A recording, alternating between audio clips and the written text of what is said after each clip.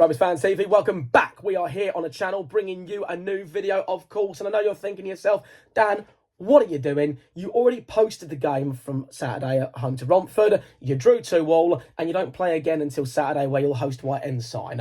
Take a break, take a day off. Well, this is quite interesting. Though it's not time for Rovers Roundup and it's not time for Marcus Media, what it is time for is to look at the midway point of the season. All teams, apart from Saltower Hamlets, have played 19 games plus. And I thought it'd be nice to look at a reflection about how my pre-season thoughts on the table would look compared to now. It's time to look at who has thrived, who is deprived, and who is fighting to survive. So let's take a look at the table and see how I got on so far, shall we?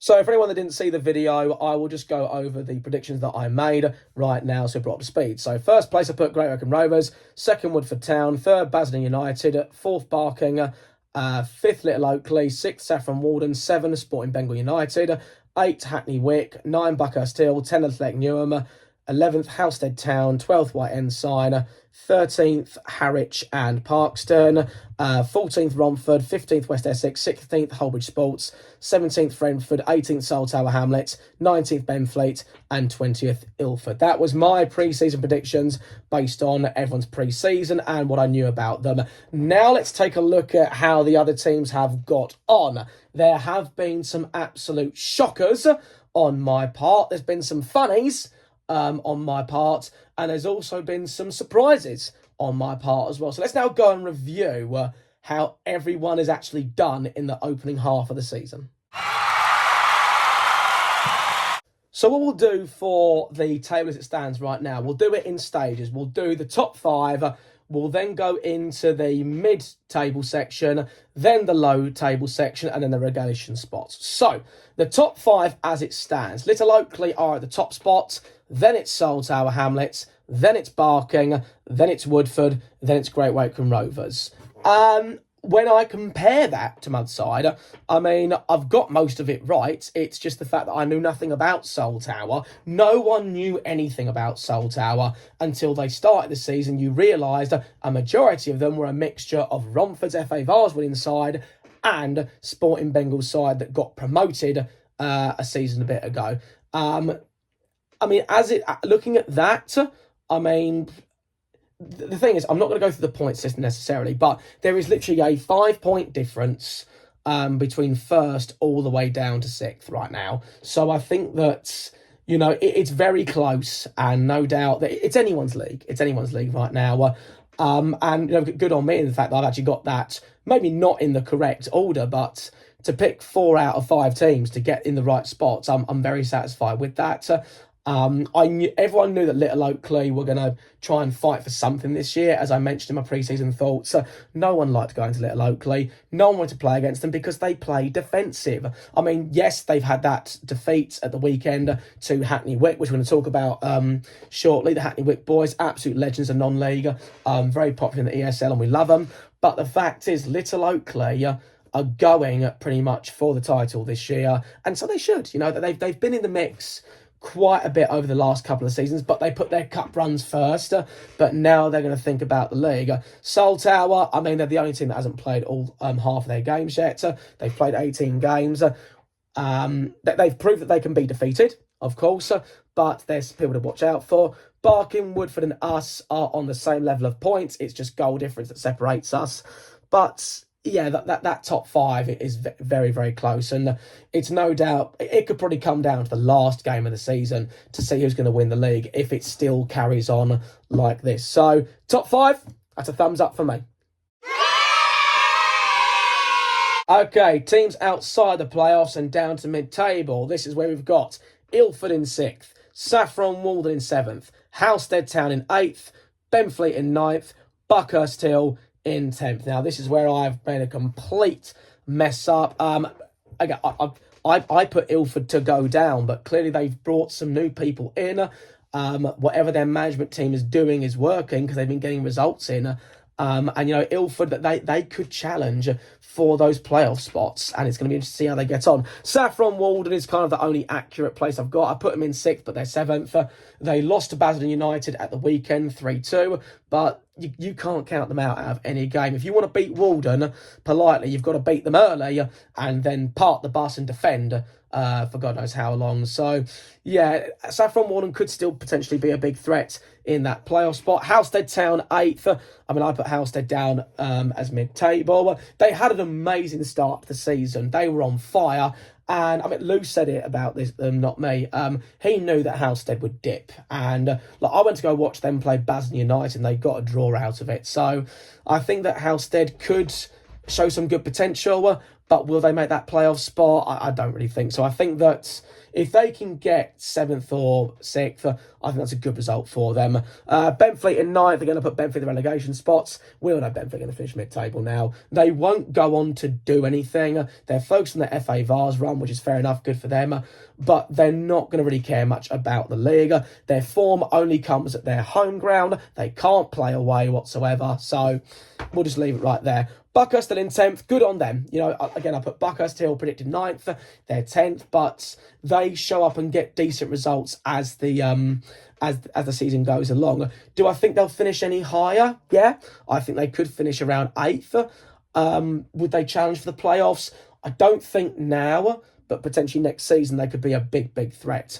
Yeah, so far so good in regards to my league predictions. It's just the 2 relegated teams I put predictions are now in the top half. So a hit and a miss. Okay, now we move to the lower section of the mid-table. So 11th right now is Hackney Wick, 12th Harwich and Parkston, 13th Basildon United, 14th White Ensign, 15th Holbridge Sports, 16th Athletic Newham, 17th Romford, and 18th Sporting Bengal. There's a mixture right there. I already knew that Harwich and Parkston's objective would be just stay up, and they're doing it in style. I would say I don't think Harwich and Parkston got anything to worry about. A lot of people said to me, I can't believe how low you put Romford in 14th, but if you look at it, they're 17th. Newby didn't help the situation. They have got a new manager in, and clearly he's doing something right because they drew against us at the weekend. But Romford, are they in a relegation battle? At this point, I'm going to say yes, but, you know, the season still has a long way to go. White Ensign, I mean, I put that they're mid-table FC. They're lower than mid-table FC, but lo and behold, they'll probably turn up and try and fight for a draw against us on Saturday. What I've noticed, that's what a lot of the mid-table clubs did this season against us. We drew away to Holbridge. We drew away to Sporting Bengal. We haven't gone to Harwich and Parkston yet. Hackney Wick came to us and got a draw. I mean, I still think that Hackney Wick have got so much potential to finish in the top 8. I mean, with that win they got at the weekend over Little Oakley, if they can beat the leaders, they can beat anybody. And I'll always say it, Hackney Wick are the dark horses. They will turn up when you least suspect it. So don't write them out of any game. Sporting Bengal, disappointing for them being in 18th. I mean, I thought they would actually be the comeback kids. I thought that they would try and fight to get back into the playoffs, at least when they came down from the Isthmian, but they've had a poor start to this season. I'm actually glad, though, that we have played Sporting Bengal and Seoul Tower. I don't look forward to going back to Mile End, what time, anytime soon. It's not a nice place to go. The people there are lovely, but the ground, it's a racetrack. What can you do? Nothing against racetracks, but you want to be close to the action. You want to be really up close and personal, standing behind the goal. That's just what I love to do personally. I know everyone's got their own things they love to do at the game, but I like if I can go stand behind the goal and see a goal clear as day. So that's kind of from the mid-table to the lower end. I mean, I'm not going to talk heavily about teams like Athletic Newham. They started poorly. They're getting out of the relegation spots. Basildon United, after talking with the Basildon United fans on match days and also going to see them play, look, this is the year where they're trying to rebuild. And I think next year they're going to be high-flying. I think that what Dan and Michael and all the others they're going to think about is, look, we're staying up, that's guaranteed. Maybe try and fight for the top 10. And if they can get that, they'll say, you know what, we did the best we could. Let's regroup. Let's get some new players in and let's move on to next year. So those are the mid-table to the low end. And now let's talk about who's fighting relegation this year. All right, here it is. So 19th and 20th, the relegation spots. 19th is West Essex, who, you know what? If West Essex go down, I'm actually going to be a bit sad about it because I like going to West Essex. Those of you that don't know should get to know, but they've got a wonderful Only Fools and Horses themed pub about a 5-minute walk around from their ground, and it's such a nice place to go. The people of West Essex are really kind. They've got some really interesting fans as well. Though it's not a big crowd, the people of West Essex, they don't deserve to go down. I hope that West Essex can actually fight their way out of that relegation spot. We've still got to go there, which I am looking forward to. But I do hope they can turn it around. Bottom of the league is Brentford. Now, I predicted them quite low anyway. I predicted them 17th this year. And the fact that they are now rock bottom, I mean, what can I say? Can they get out of this situation? Of course, the league is still young. Anything can happen, okay? But what they've got to do is they've got to look at teams that they think, we can get a result against these. Don't focus on the win, focus on getting the draw, and if you're drawing, you get an opportunity, then go for it. I'm just going to go back to the West Essex thing. West Essex going down has that same feeling of when Clacton went down. I didn't want Clacton to go down last year. 2 seasons ago, I didn't want Coggeshall to go down. The nice grounds to visit, there's always one of them that tends to go down and you just think, well, that's a nice away day, gone. And then you look at the grounds that you have to go to and you just think, why couldn't this team get relegated instead? But it's down to the skill of the players. It's down to their management teams to get them out of the sticky situation. Looking at it now, is there any changes I will make to my thoughts of the season? Well, obviously, Benfleet will be mid-table.